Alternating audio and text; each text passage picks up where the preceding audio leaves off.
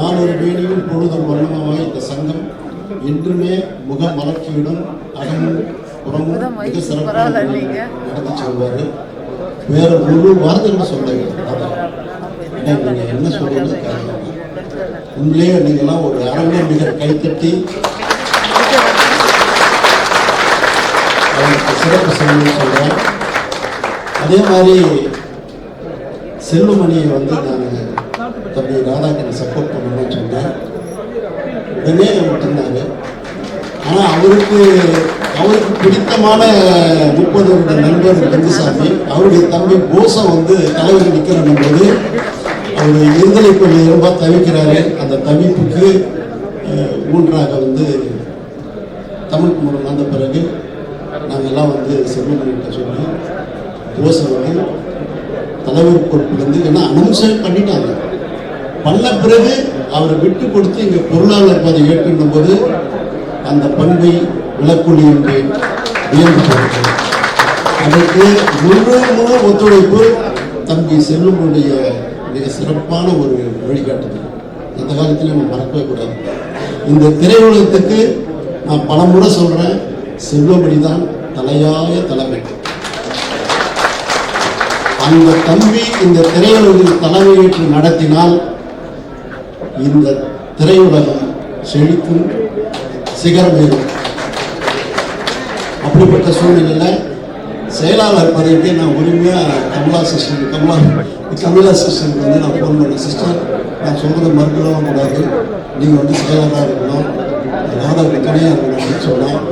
Brother என்னை விட்டுடுங்க, நான் இல்லை நீங்கள் உரிமையாக இருக்கணும். ஆனால் மழை காலத்தில் வெள்ளம் வரும்போது இந்த சங்கத்துக்கு அந்த முழங்காத்து அந்த புடவை அவங்க தூக்கி அந்த மாதிரி நடந்து வந்து இந்த சங்கத்துக்கு பணியாற்றியதெல்லாம் எங்கள் வழக்கங்கள் வந்து நிற்கிறது. அப்படிப்பட்ட ஒரு வீர பெண்மணி, விவேக பெண்மணி இந்த சங்கத்துக்கு செயலாளராக ஒத்துனது உண்மையிலேயே நாங்கள் செய்த பாக்கியம். அதோடு மட்டும் இல்லாமல் 10 வருடங்களாக தலைமை பொறுப்பில் இருக்கிறாங்க சகோதரி சுஜாதா விஜயகுமார் அவர்கள். அவர்கிட்ட நாங்கள் அதிகமாக பேசுறதில்லை, பழகிறதில்லை, பார்த்ததில்லை. அப்பப்போ சந்தர்ப்ப ஆஃபீஸுக்கு நான் போய் உரிமையாக போய் சண்டை போட்டு இருப்பேன். அப்போ அவங்களாம் 2 நேரம் வந்திருக்காங்க, பார்த்துருக்கேன். அந்த பிணிப்பில் தான் நான் வந்து அவங்கக்கிட்ட இந்த மாதிரி நீங்கள் வந்து துணை செயலாளராக நிற்கணும்னு சொல்லும்போது தலைவர் பதவியே இது நாளைக்கு கிடைக்கிறதுன்றது ஒரு வினா. ஆனால் அந்த அம்மா வந்து தலைவர் பதவியை ரிசைன் பண்ணிட்டு வந்து இங்கே வந்திருக்காங்கன்னா ஒட்டுமொத்த பேரும் அவங்கள வந்து இருக்கரம் கூப்பி நம்ம முத்திரையிட்டு அவங்களையும் ஒத்துழைக்க சொல்லுவாங்க. இப்படிதான் கமலக்கண்ணனும் சரி, ஆர்கே சுரேஷ் அவர்களும் சரி, எல்லா சிறப்புகளும் உடையவங்க அவங்கெல்லாம். அப்படிப்பட்டவங்க இந்த தொன்றா துணையாக இந்த சங்கம் இந்த முறை இந்த தயாரிப்பு நிர்வாகத்தை நாம் தேர்ந்தெடுக்கவில்லை என்றால் இந்த திரையுலகம் என்ன சூழ்நிலைக்கு பாதிக்கப்படும் தெரியாது. ஆகவே ஒவ்வொருத்தருக்கிட்ட நான் ஃபோன் பேச போகிறேன். 1500 மெம்பர் இருந்தால் 1500 மெம்பருக்கு நான் ஃபோன் பண்ணி இந்த முறை தமிழ்குமரனுடைய தலைமையை ஏற்று இந்த அணியை வெற்றி பெற செய்யுங்கள். இந்த அணி ஏதாவது ஒரு சின்ன பிசுன்னா கூட நீங்கள் தாராளமாக என்னை கேட்கலாம். நானும் செல்வமணி உறுதிட்டு இருக்கிறோம்.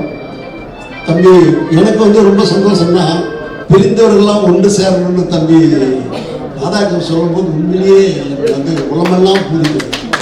பிரிந்தவர்கள் சேரணும்.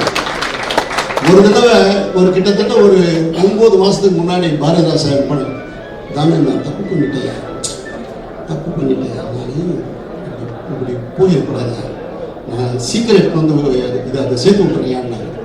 அந்த நாளும் வரும், அந்த நாளும் உறுதியாக வரும்.